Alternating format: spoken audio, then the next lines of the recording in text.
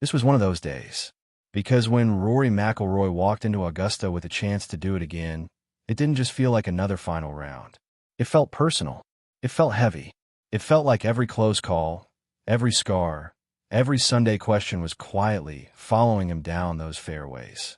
On the outside, it looked like control, calm steps, familiar swing. That confident look we've seen when Rory is fully locked in. But underneath it, you could feel it. Augusta was waiting, watching, testing. And for a while, it looked like this was going to be the kind of win people talk about for years. Smooth, strong, unshakable. Then something changed. The kind of change only this golf course can create. One moment, you're walking toward history. The next, you're trying not to watch it slip through your hands. And what happened after that is exactly why this game keeps us up at night. If you truly love golf, if this game means something to you, and if you love stories that remind us why Sunday pressure is unlike anything else in sports, then subscribe and become part of this golf family. Because moments like this are why we watch, why we care, and why golf never stops pulling us back in. Rory's story at Augusta has always felt bigger than one tournament. That's what made this Sunday so gripping from the start.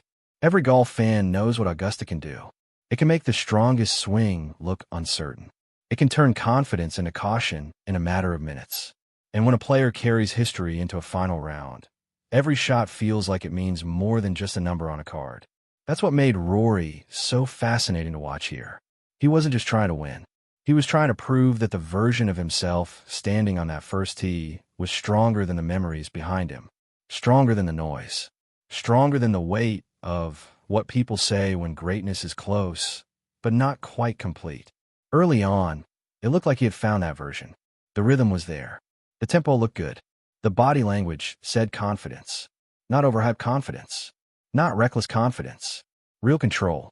The kind you only see when a player knows he belongs in that exact moment. The crowd could feel it too. There was that energy Augusta gets when the patrons sense something meaningful might be unfolding. Not loud. Not chaotic. Just building. Quiet belief. But here's the part nobody talks about enough. Golf pressure doesn't always arrive like a disaster. Sometimes it starts as a whisper, a slightly cautious swing, a putt that finishes a little farther away than expected, a look toward the scoreboard, a deep breath that takes just a second too long. And at Augusta, whispers become storms fast. That's where the round started to change. Not necessarily with one massive collapse, not with some cartoon version of disaster, but with that slow, uncomfortable shift every golfer recognizes. The feeling that the round is no longer flowing. Now you're steering. Now you're protecting. Now you're thinking about the swing instead of trusting it. And when Rory starts thinking instead of reacting, that's when the tension becomes visible. You could see it in the pace. You could feel it in the shape of the misses. Nothing looked completely out of control, but nothing looked fully free anymore either. And that's what made it so dramatic. Because fans weren't watching a player implode. They were watching a champion wrestle with the hardest part of elite golf. Staying committed when doubt starts breathing on your neck. Wait until you hear what happened next, because this is where the round became more than just a leaderboard battle. This became a character test. Augusta has this cruel way of making one mistake feel like three. A miss in the wrong spot here doesn't just cost you yardage. It costs you peace. Suddenly the next shot feels tighter. The landing area looks smaller. The greens seem faster. The swing you trusted an hour ago now feels like something you need to monitor.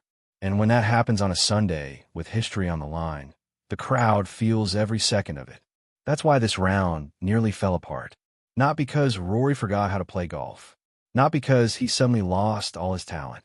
But because Sunday pressure at Augusta doesn't challenge your mechanics first. It challenges your nerve. It asks whether you can keep choosing courage when fear would actually make more sense. There were moments in that middle stretch where you could almost feel the tournament tilting. The kind of moments where one more mistake changes the whole conversation. One loose iron, one nervy chip, one tentative putt. That's all it takes. We've seen it before. Great players don't need to hit a wall to lose a major. Sometimes they just drift half an inch off their line, mentally or physically, and the whole dream starts wobbling.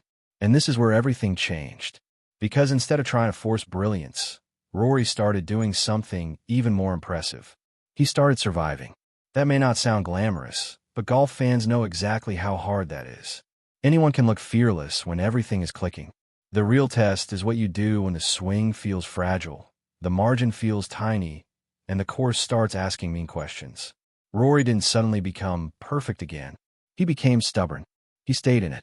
He kept walking, kept resetting, kept finding a way to turn potentially damaging moments into merely difficult ones. That's championship golf too. Sometimes the winning stretch of a round doesn't look like fireworks. Sometimes it looks like restraint. Sometimes it looks like choosing the smart miss, accepting the ugly par, and refusing to give the course the big number it's begging for. That kind of golf isn't always flashy on highlight reels, but it's often the difference between a painful Sunday and a legendary one. But here's the emotional part that really hit me. This version of Rory felt older in the best possible way. Not older in years, older in wisdom. There was a time when a shaky moment might have pulled him into a spiral. A bad break might have become frustration. Frustration might have become aggression. And aggression at Augusta can be a trap dressed up as courage. But this time, even with the round slipping toward danger, there was something more grounded about him. More patient. More willing to absorb the punch and stay standing. That's what made this nearly collapse so compelling. It wasn't just about whether he would win. It was about whether he had truly changed as a closer. And if you followed Rory for years, you know why that matters so much. Because his talent has never been the question. It's never been the ball striking, the power, the imagination, the shot making. It's been the emotional battle on the biggest Sundays. That's the shadow that has followed him. Fair or unfair, that's been the conversation. So when this round tightened, it felt like all those old questions came running back. Would he rush? Would he press? Would he let one tense stretch become the whole story? But here's the part nobody will forget. He kept answering those questions with composure. Not perfect composure. Human composure. And honestly, that made it even better. Because golf fans don't fall in love with players for being machines. We connect to them because they look vulnerable in the same places we do. Fear, doubt, memory, pressure. Rory nearly losing control made the moment more real, not less. It reminded everyone that even the greatest players are still trying to manage the same emotions every golfer knows on a smaller scale. The first tee nerves, the swing thought that won't go away, the fear of wasting a great chance. And then came that closing stretch, the kind that turns tournaments into stories. Now every shot felt louder. Every reaction mattered. The crowd wasn't just watching golf anymore. They were watching a man try to hold the line between redemption and heartbreak. And that's why the atmosphere felt so different. Not because of the volume, but because of the meaning. Augusta on Sunday is already intense. Augusta with Rory carrying momentum, pressure, and expectation.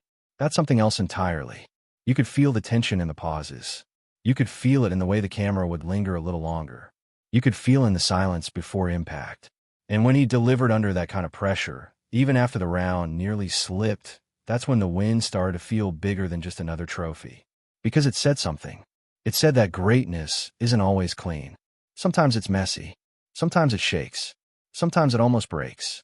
But if you stay present long enough, if you keep choosing the next shot instead of the last mistake, you can still walk through the fire and come out holding the moment. That's what made this back-to-back at Augusta feel so powerful. Not domination. Not perfection. Growth. That's the word. Growth under pressure. Growth inside the storm. Growth in the place that has asked Rory the hardest questions of his career. And maybe that's why this round will stay with people longer than an easy Sunday cruise ever would. Easy victories impress us. Hard-earned ones reveal something. This one revealed heart. It revealed patience. It revealed that sometimes the real win is not a